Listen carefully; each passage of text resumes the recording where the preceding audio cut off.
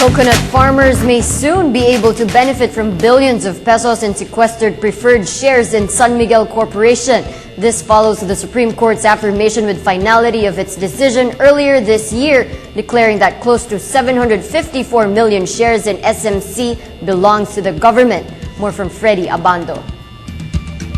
October 5, San Miguel Corporation will redeem all of the shares of the CIIF, which amounts to 56 billion pesos, for 750 million preferred shares of stocks owned by the Olmes Group, which invested the Coco Levy Fund paid for and owned by coconut farmers in the country.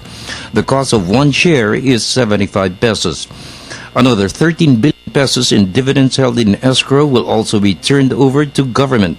This comes after the Supreme Court issued a ruling sustaining an earlier decision in January of this year that the said shares belongs to government held in trust for the coconut farmers. Now that the Supreme Court has ruled on it with finality, then the money should now be placed in an escrow account and that it will be safeguarded.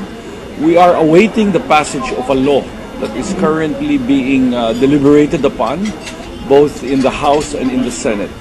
And in that law, we will follow the instructions insofar as how the monies are supposed to be distributed. The future of the funds will now be managed by government for the benefit of all coconut farmers.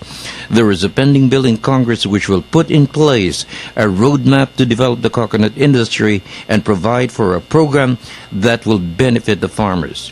There is a proposal in the President's cabinet and supported by a bill in Congress to deposit the money in a trust fund. The money will be invested in government securities which will earn 3.5 billion pesos in interest yearly.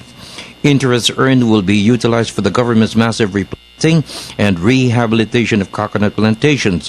Farmers will be provided scholarships for their children and livelihood programs. And use the 3.5 billion interest for the replanting program. According to PCA, they need only about 1.5 billion a year.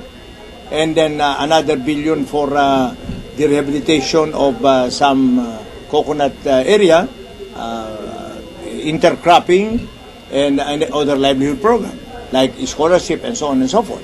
For the People's Television Network, this is Freddy Abando reporting.